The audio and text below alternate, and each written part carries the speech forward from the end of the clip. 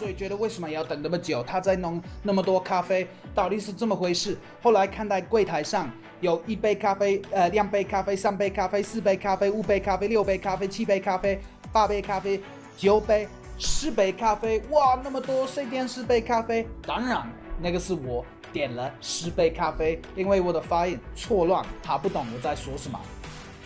我不敢跟他说，我就觉得羞脸，所以就是跟自己讲说你如果要在这里生活的话，你一定要把中文好好学，你不学的话就活不下去。各位朋友们，大家好，欢迎收看大风大哥大。那今天我要跟大家分享我在台湾失败的经验，因为我在台湾犯的错误很多，也经历了很多的失败。那当然，当时你会觉得失败是个很丢人的事情，很丢脸，羞脸。但是后来我又发现，其实失败是一个很好的学习的机会你如果回头看一下，为什么那个时候你失败，你可以学习很多东西，也可以更了解自己。突然我在东港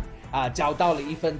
当英文老师的工作，也很莫名其妙，就在东港。干嘛在东港？到现在的位置，很多人都是问我，你为什么选去东港？那么奇怪的地方，在台湾南部乡下，你为什么会要在那里生活？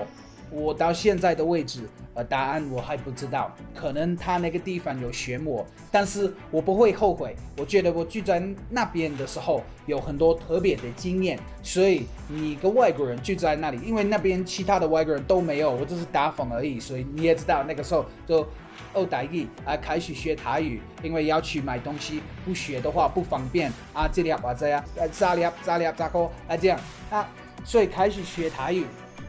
就是为了生活，不学不行。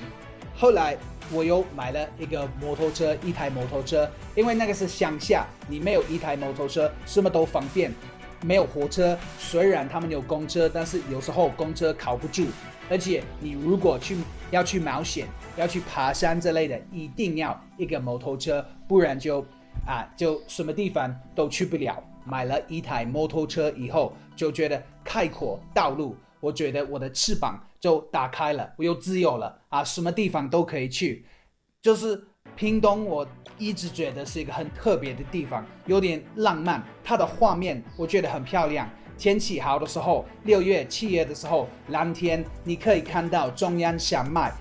那个北大屿山，高高的山，也很多树屏东很多水果，而且它的水果很便宜，很丰富，有很多不同的水果。以香蕉、凤梨为主。有一天莫名其妙，我想骑摩托车到台东，那我跟一个人讲，我说我要去台东，说干嘛要去台东？你这么去火车吗？我说我会骑摩托车，而且那个时候我买的那台车是一个破烂1万块的摩托车，100cc auto bike， 因为那个时候我可能就是觉得先不要买好的，因为如果你不喜欢这里，你要回国的话，那就你不会亏钱所以就一个破烂的摩托车，啥都没有。那我就骑摩托车，星期六骑摩托车到都兰也要超过那个台东市，就看一下再回来。但那个时候我觉得现在就不行，太老了，我觉得太累了。后来我就是开始对国语、中文感兴趣，但是我就是跟自己讲呢，我说你如果要学的话，你一定要认真去学，因为中文嘛，不像其他的语言，其实中文可能是世界上最难的语言，因为有发音、有国字这类的，要很多东西要学，真的不容易。所以我就是有听说中山大学有华语中心，那你可以去那边报名。所以有一天我就抽时间骑摩托车到那里跟他们报名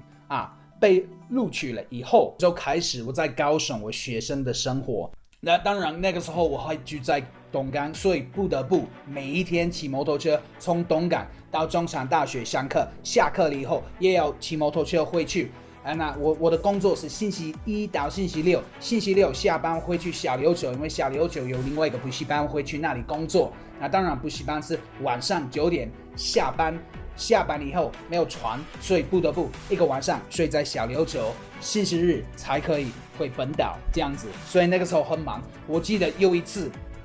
我那个时候星期日要在小琉球上班，但是我要去台南去跑一个马拉松的比赛。星期六下班我骑摩托车从东港到台南，睡一个晚上睡得很不好，因为我就住了一个很便宜的地方。那当然马拉松的比赛很早都开始所以我大概凌晨4点醒来，去那个马拉松的比赛，跑完了骑摩托车回去东港。到东港的时候马上上船去小琉球开始上课。哇，这现在我回头看那个经历那些经验，我觉得哇，那个时候你真的就疯掉了吗？后来我就是在中山大学上课，第一个学期学得很开心，有认识了很多国际的外国人的朋友，有日本人有美国人还有德国人、韩国人，有世界各国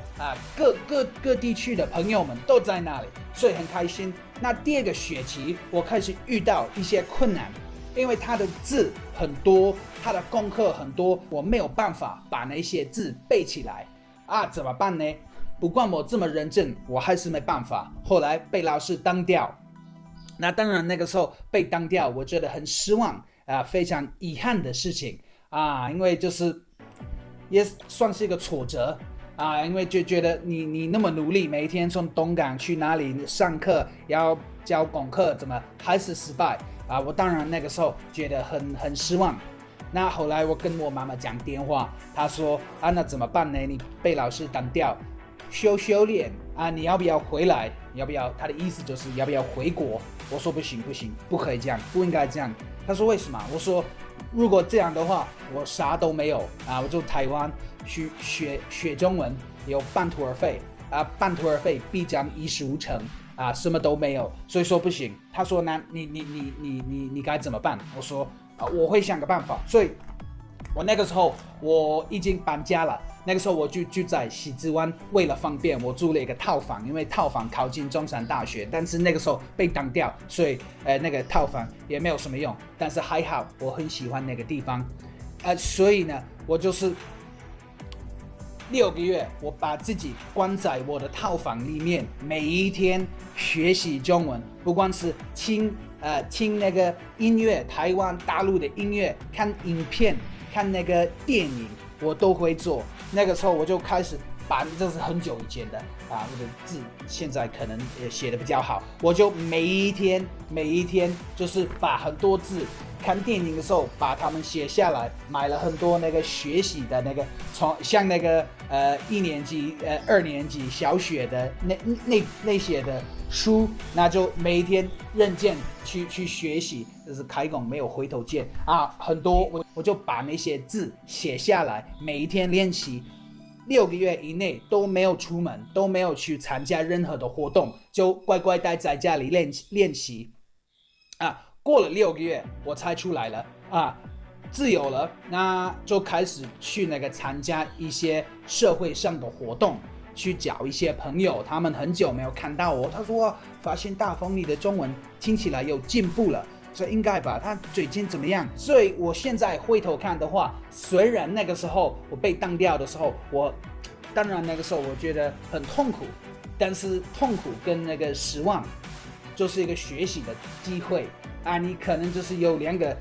做法，第一个你可以抱怨说那个不好，那个抱怨，或者你就是可以觉得这个是个机会来了，把握机会，说为什么你失败？去看一下因为它的因素可能很多，那你如果可以调自己，你可以改变自己你以后就会变好。所以就是觉得失败虽然会让你很失望、很痛苦但是你不能放弃不管怎么样，你要继续下去。刚来台湾的时候，这个好笑的我大概那个时候就在台湾2个礼拜而已我从台北坐高铁到高雄那个时候我住在也算是那个 Airbnb， 但是那个时候在台湾 Airbnb 还没开放，所以就是但是类似的，那我住了1个晚上早上的时候起来要跟房东说我要去喝咖啡，哪里可以买咖啡？他说那边有一个便利商店你就可以方便去。说好，所以虽然那个时候我就在台湾2个礼拜而已，又开始把一些字背起来，大概可以算1到10，还可以了。那个我的发音有点错乱，虽然现在我不会说我的中文没有那么好，但是那个时候真的很乱七八糟啊，所以就跟他确认一下啊，怎么讲，跟他联系一下。我问他你要喝咖啡，他们2个人要喝咖啡，我自己要喝2杯，所以就跟他联系一下，4杯咖啡应该可以吧？啊，所以就离开那个家，走到便利商店。但是那个时候我刚来台湾，所以没有那么价值的概念，因为你像英国1杯咖啡可能是200、300以上，所以就觉得啊，应该很便宜吧？但是我走进去那个便利商店。当然，现在便利商店他们的后面有它的价钱，有中文字，有英文字。但是那个时候是早上的时候，我刚醒来，傻傻的样子啊，没有注意到，所以我就跟他讲啊，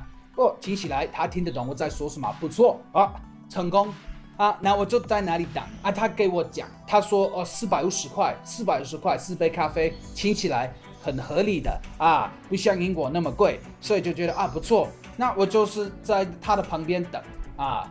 等了半天啊，看他在忙了半天，就觉得发生了什么事，他很忙啊。也那个是很早，便利商店里面没有什么客人，所以觉得为什么要等那么久？他在弄那么多咖啡，到底是这么回事？后来看在柜台上有1杯咖啡、2杯咖啡、3杯咖啡、4杯咖啡、5杯咖啡、6杯咖啡、7杯咖啡、8杯咖啡、9杯。10杯咖啡，哇，那么多，谁点10杯咖啡？当然，那个是我点了10杯咖啡，因为我的发音错乱，他不懂我在说什么啊，我不敢跟他说，我就觉得羞脸啊，所以他说：“先生，你的咖啡好了，我帮你装进去袋子里面啊，你可以带走啊，谢谢你啊。”所以就把他们举起来啊，就离开了，回去我住的地方，房东就看我一下，就笑着我说：“你应该说错了吧？”我说：“应该了。”那怎么办？我给他2杯咖啡，就觉得啊，钱已经付了，不应该浪费，所以我就去他们的顶楼，一整天就坐在那里，把8杯咖啡喝掉，不能浪费啊，不能回去，所以就是这样。